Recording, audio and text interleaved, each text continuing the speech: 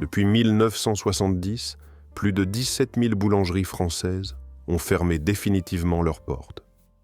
Ça fait environ une boulangerie artisanale qui disparaît chaque jour depuis 50 ans. Alors qu'est-ce qui a tué nos chères boulangeries? Tout le monde accuse les supermarchés ou les jeunes, mais la vérité est bien plus terrible que ce que la plupart des Français imaginent.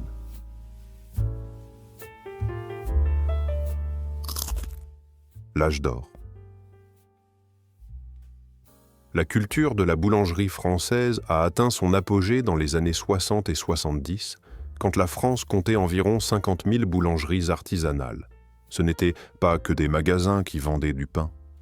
C'était le cœur sacré de chaque commune française, des petits villages provençaux aux arrondissements parisiens animés. Chaque matin, c'était la même chose, le pèlerinage rituel à votre boulangerie. Pas besoin de planifier, pas besoin de vérifier les horaires sur Google Maps qui n'existaient pas. On savait, c'est tout. À 7 heures pile, Madame Dubois ouvrait sa porte et l'arôme enivrant des baguettes fraîches se répandait dans les rues comme un réveil matin comestible. Votre boulanger connaissait les préférences de votre famille mieux que vous-même. Bonjour, Monsieur Martin. Une tradition bien cuite et 2 croissants comme d'habitude. La baguette, c'était pas juste du pain. C'était une communion quotidienne entre l'artisan et sa communauté.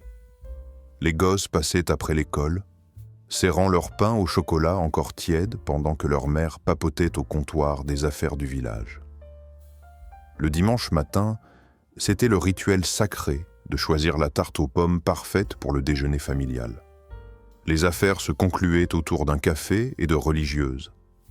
Les premiers rendez-vous se partageaient nerveusement des éclairs pendant que les grands-mères jugeaient la qualité des millefeuilles avec le sérieux d'un critique vinicole. La boulangerie, c'était là qu'on apprenait que le mari de Madame Rousseau était à l'hôpital, qu'on découvrait que la fille du maire se mariait, qu'on entendait parler d'offres d'emploi avant qu'elles soient affichées nulle part ailleurs. C'était pas juste des transactions commerciales, c'était les fils quotidiens qui tissaient la société française. Le plus déchirant, on ne savait pas qu'on vivait un âge d'or. Personne, en 1970, ne se disait « profitez-en », parce que dans 50 ans, ces endroits seront des pharmacies et des boutiques de téléphones portables. On pensait que les boulangeries seraient toujours là, aussi permanentes que Notre-Dame. Il s'avère qu'on s'est planté sur les deux.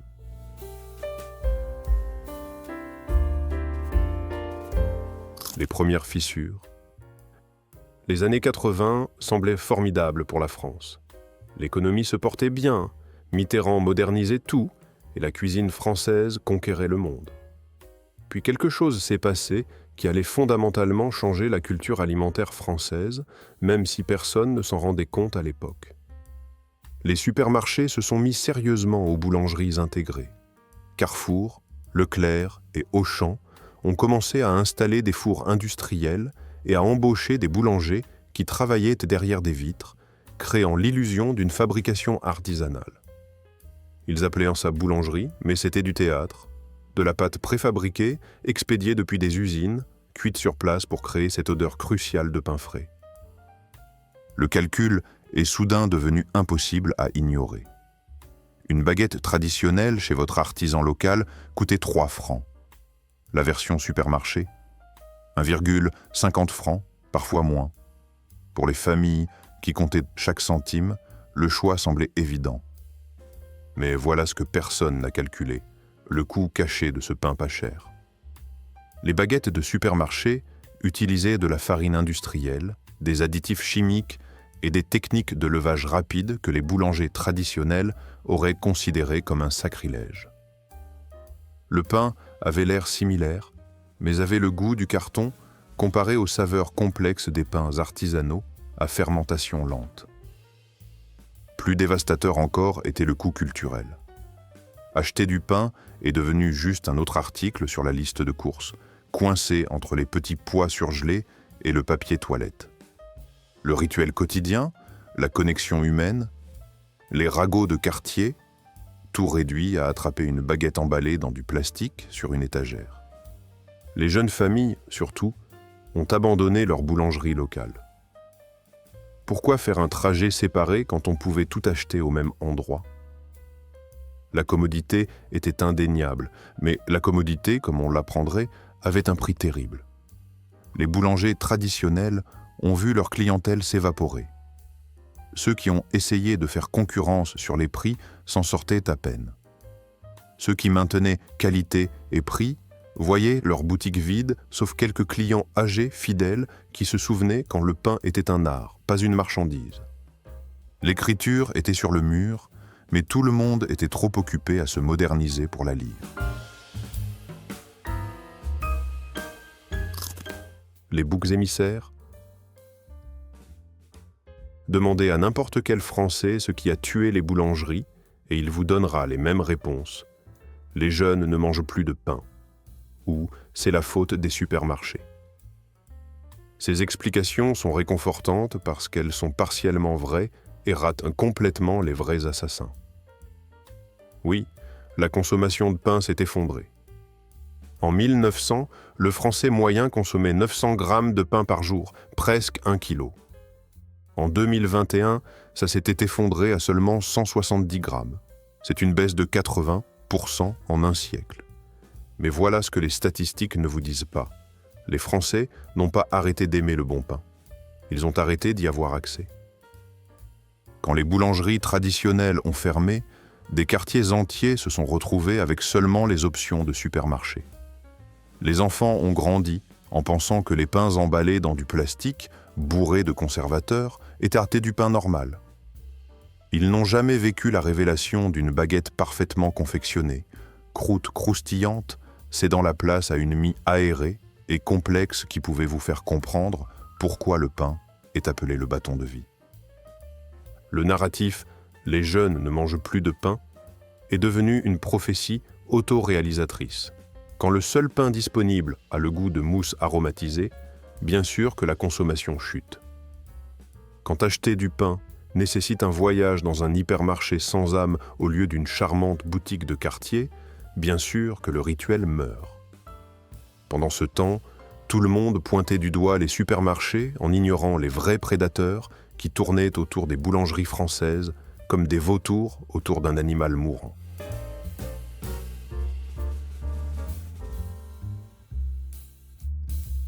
Les vrais assassins. Les bourreaux de l'énergie. À moins d'avoir essayé de tenir une boulangerie, vous ne comprenez pas les coûts énergétiques. Les fours à pain tournent à 250 degrés Celsius pendant des heures chaque jour. Les unités de réfrigération gardent les ingrédients frais. L'éclairage illumine les vitrines. Une boulangerie typique utilise plus d'énergie par mètre carré que presque n'importe quelle autre petite entreprise. Quand les prix de l'énergie ont explosé, d'abord graduellement, puis catastrophiquement, les boulangers ont fait face à un choix impossible: augmenter les prix et perdre les clients, ou maintenir les prix et faire faillite. Beaucoup ont choisi la faillite. EDF et les autres compagnies d'énergie ont traité les petites entreprises comme des distributeurs automatiques, augmentant les tarifs annuellement sans offrir aucun soutien pour les améliorations d'efficacité énergétique. Une boulangerie qui payait 800 € par mois d'électricité en 2000 pouvait payer 2500 € en 2020 pour la même utilisation. Les boulangers travaillaient 80 heures par semaine en commençant à 3 heures du matin, gagnant moins que le SMIC après les dépenses, juste pour garder leur four allumé. Quand ils échouaient inévitablement, les compagnies d'énergie passaient simplement à la victime suivante. L'inflation des ingrédients. Les prix de la farine sont devenus une arme de destruction massive contre les petites boulangeries. Les moulins industriels se sont consolidés, créant des oligopoles qui pouvaient édicter les prix aux petits acheteurs. Un sac de 25 kg de farine de qualité qui coûtait 15 € en 2005 pouvait coûter 35 € en 2025. Les prix du beurre fluctuaient sauvagement selon les marchés mondiaux des matières premières qui n'avaient rien à voir avec la production laitière française locale. Les boulangers ne pouvaient pas se couvrir contre les fluctuations de prix comme pouvaient le faire les boulangeries industrielles. Ils subissaient les prix dans un marché conçu pour ceux qui les fixent. Pendant ce temps, les chaînes de supermarchés négociant des remises énormes sur les volumes, achetant des ingrédients à des prix que les boulangers individuels ne pouvaient jamais obtenir. Le terrain de jeu n'était pas juste inégal, il était vertical.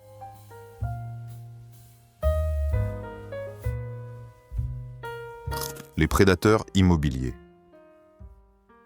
L'immobilier français est devenu un casino d'investissement et les propriétés de boulangeries étaient des jetons de choix. Une boulangerie de village typique pouvait être sur un terrain valant 200 000 € en 1990 et 800 000 € en 2020. Les promoteurs immobiliers surveillaient les boulangeries en difficulté comme des faucons, attendant la fermeture inévitable. Dès qu'un boulanger annonçait sa retraite ou sa faillite, les promoteurs fondaient avec des offres en liquide que les héritiers ne pouvaient pas refuser. Des bâtiments historiques qui avaient abrité des boulangeries pendant des siècles étaient éventrés et convertis en appartements de luxe commercialisés auprès des Parisiens cherchant des résidences secondaires. Le rez-de-chaussée devenait une pharmacie ou une agence immobilière, n'importe quoi de plus rentable que le pain. Les maires locaux, désespérés de revenus fiscaux, approuvaient ces conversions malgré les protestations communautaires. Ils préféraient avoir des résidents riches à temps partiel, payant des impôts fonciers, plutôt que des artisans en galère qui s'en sortaient à peine. Le tremblement de terre culturel. Pendant que tout le monde se concentrait sur l'économie, la société française vivait un tremblement de terre culturel qui rendait les boulangeries traditionnelles inutiles pour des générations entières.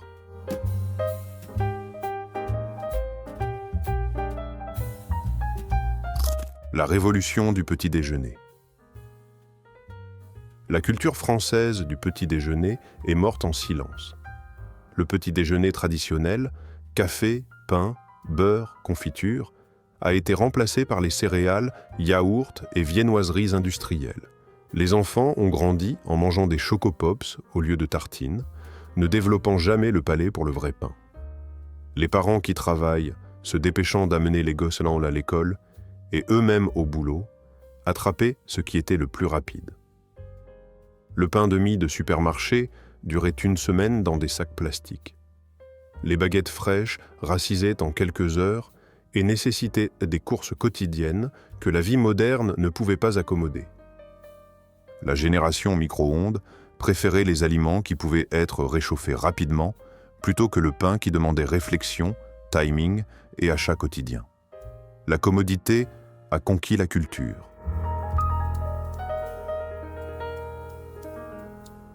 La transformation du déjeuner. La culture française traditionnelle du déjeuner, la pause sacrée de 2 heures avec du vrai pain accompagnant chaque repas, a été assassinée par l'efficacité anglo-saxonne. Les bars à sandwich, la restauration rapide et les déjeuners au bureau ont remplacé les repas tranquilles où le pain jouait un rôle vedette. Les employés de bureau mangeaient des salades dans des contenants plastiques au lieu de vrais repas avec du pain. Les étudiants attrapaient des kebabs ou des burgers au lieu de jambon-beurre faits avec de vraies baguettes. La structure de repas centrée sur le pain qui avait soutenu la culture française pendant des siècles s'est effondrée en une seule génération.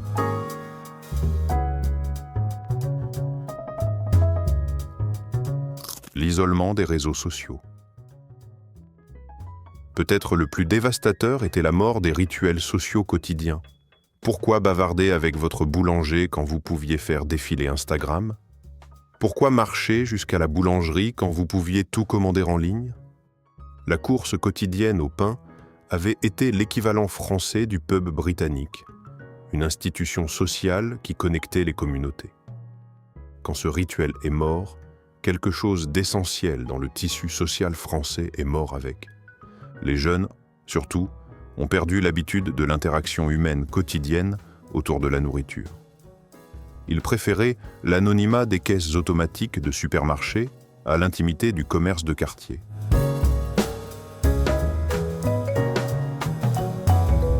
Ce qu'on a perdu. On n'a pas juste perdu des magasins quand les boulangeries ont fermé. On a perdu l'âme de la civilisation française. Pendant plus de 1000 ans, le boulanger du village était aussi essentiel que le curé ou le maire. Ce n'étaient pas juste des commerces, c'étaient des institutions culturelles qui définissaient ce que ça voulait dire d'être français. Promenez-vous dans n'importe quelle ville française où la boulangerie a fermé, et vous verrez le même schéma déprimant. Ce bâtiment où 5 générations se rassemblaient pour leur pain quotidien, c'est maintenant un Monoprix vendant des sandwichs industriels à des gens qui mangent seuls à leur bureau. Ou ce sont des appartements de luxe annoncés aux investisseurs étrangers qui ne goûteront jamais une vraie baguette, mais apprécient les rendements locatifs de propriétés dans des villages français authentiques. Le rez-de-chaussée devient généralement une pharmacie ou un bureau d'assurance, des espaces stériles qui servent des fonctions mais ne construisent aucune communauté.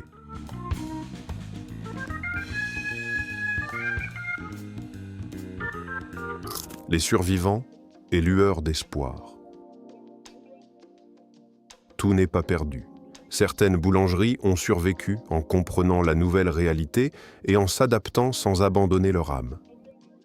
Les meilleurs survivants se sont diversifiés intelligemment. Ils ont ajouté un service café, créant des cafés-boulangeries qui donnaient aux gens des raisons de s'attarder. Ils se sont associés avec des fermiers locaux, vendant des produits régionaux à côté de leur pain. Ils ont offert des cours de fabrication de pain, transformant les clients en évangélistes de la culture artisanale. Certains ont embrassé la technologie sagement, utilisant les réseaux sociaux pour partager leur artisanat, prenant des commandes en ligne tout en maintenant un service personnel, créant des programmes de fidélité qui récompensaient les clients réguliers.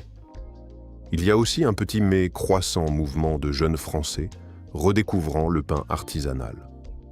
Les blogueurs culinaires, les défenseurs du slow food et les mouvements locavores créent une nouvelle demande pour les boulangeries authentiques. Certains villages ont organisé des rachats communautaires pour sauver leur dernière boulangerie, prouvant que, quand les gens comprennent ce qu'ils perdent, ils se battront pour le préserver.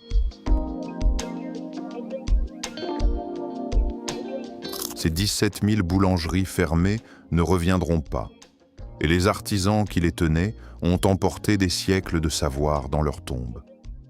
Si ce voyage à travers la culture française qui disparaît vous a touché, partagez-le avec quelqu'un qui se souvient quand le pain était plus que des glucides emballés dans du plastique, parce que ces souvenirs pourraient être tout ce qui nous reste d'une France qu'on n'oubliera jamais.